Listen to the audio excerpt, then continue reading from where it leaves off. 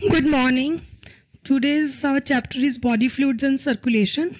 In this chapter, we will study about extracellular circulation, internal fluid circulation, and blood components of blood, and then we'll study about blood groups, and then coagulation of blood and circulatory patterns, human circulatory system, structure and function of heart, cardiac cycle, ECG, and double circulation, and regulation of cardiac activity and disorders of circulatory system.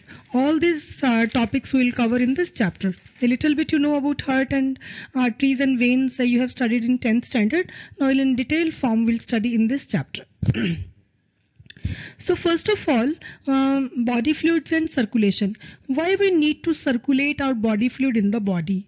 We know that all living cells have to be provided with nutrients, oxygen and other essential substances. So also there's waste or harmful substances produced in our body, nitrogenous waste and other substances. So they have to be removed continuously for healthy functioning of tissues. It is therefore essential to have efficient mechanism for the movement of these substances to the cells and from the cells. So different group of animals have evolved different methods for this transport. Just like simple organisms like sponges, coelentrates circulate water from their surroundings through their body cavities to facilitate the cells to exchange these substances. This is called extracellular circulation. But in some organisms, complex organisms, they use special fluids just like blood, lymph, etc. So within their bodies to transport such materials, food and nitrogenous waste and oxygens, etc. So we'll learn about this all in this chapter. In this slide, we'll study about types of circulatory systems. So circulatory patterns are of two types, that is open and closed. Open circulatory system is present in arthropod, mollusk, etc., in which blood pumped by heart passes through large vessels into open spaces. It means that all the body organs are bathing into the blood, that is hemolymph.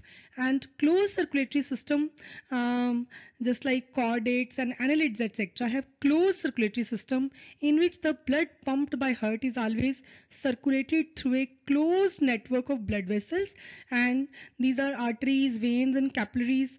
This pattern is considered to be more advantageous as the flow of fluid can be more precisely regulated. You already know that what the artery is and what the vein is. What is the difference between artery and vein? We'll study a little more differences what are between artery and vein. So first of all, what is artery? Arteries carry blood from the heart to different parts of the different body parts, and veins bring blood from different parts to heart. The veins have walls to prevent backward flow of blood, and in organs, both arteries and veins divide to form arterioles and venules respectively. The arterioles and venules further divide into thin-walled vessels called capillaries. Capillaries of arteries and veins are united, and they are the site of exchange of substances because capillaries are single cell thick. So we learn main differences between arteries and veins. So here you must understand that the wall of artery and vein consists of three coats. Outermost coat is called tunica externa, and then the middle one is called tunica media, and the internal is called tunica interna. So in artery and vein, both these three layers are of different thickness, and as you're watching in the diagram that the lumen of artery is narrow and the lumen of vein is broader than artery. And here are some differences that artery and vein. So first of all, you must understand that arteries distribute blood from heart to different parts of the body, whereas veins collect blood from different parts of the body and pour it into the heart. So all arteries carry oxygenated blood except pulmonary artery, and all veins carry deoxygenated blood except pulmonary vein. So here you must see that tunica media, as you are watching in the diagram, tunica media is thick, having more muscle fibers in artery, but tunica media is thin and having fewer muscle fibers in a vein.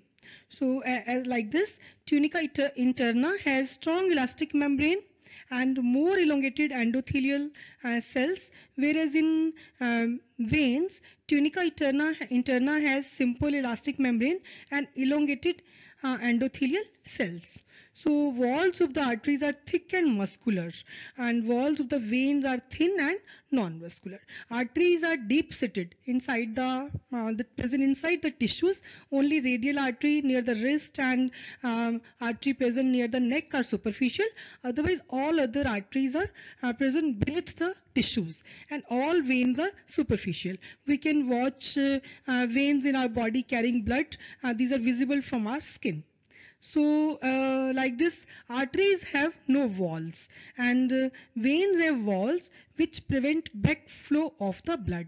Means when the arteries are carrying blood from heart to tissues, so blood is under pressure and there is no chance of backflow of blood. So no walls are present in the arteries. Likewise, the flow of blood is fast as the blood in them is under great pressure. Just I have told you कि arteries में blood का pressure तेजी से चलता है, whereas in veins the flow of blood in veins is not as fast as in arteries, as the blood in vein is under low pressure. So this is all about arteries and veins and capillaries. So differences are very important. So you must learn the different parts of, you have to learn this diagram, in which lumen of artery is showing narrow and lumen of vein is wider, and they are made up of 3 layers. Tunica externa, its outermost coat, which is formed of connective tissue, and tunica media, which is middle coat, which is chiefly formed of elastic connective tissue and smooth muscle fibers. I was telling about tunica media, its middle coat, which is chiefly formed of elastic connective tissue and smooth muscle fibers. It is thicker in artery. Whereas next one is tunica interna, and it is the innermost coat which is made up of 2 parts, elastic membrane one and then endothelium. So endothelium is made up of squamous epithelial cells lining the lumen. This is all about blood vessels. Now we'll see the next topic. In this slide, we'll study about blood and composition of blood. So blood, we all know that it's a special connective tissue consisting of fluid matrix, which is made up of plasma and formed elements. First of all, we'll study about plasma. So plasma is straw-colored, viscous fluid consisting about 55% of the blood, in which 90 to 92% is water, and proteins contribute only about 6 to 8%.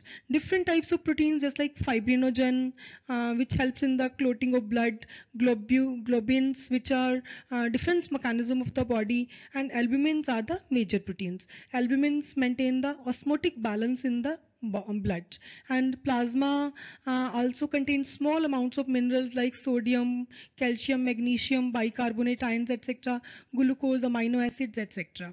So blood, the pH of blood is it's slightly alkaline. Its pH is 7.4, and factors for clotting of blood are also present in plasma in inactive form. Plasma without clotting factors is called serum. We'll learn more about formed elements RBC, WBC, and platelets, etc. in next lecture.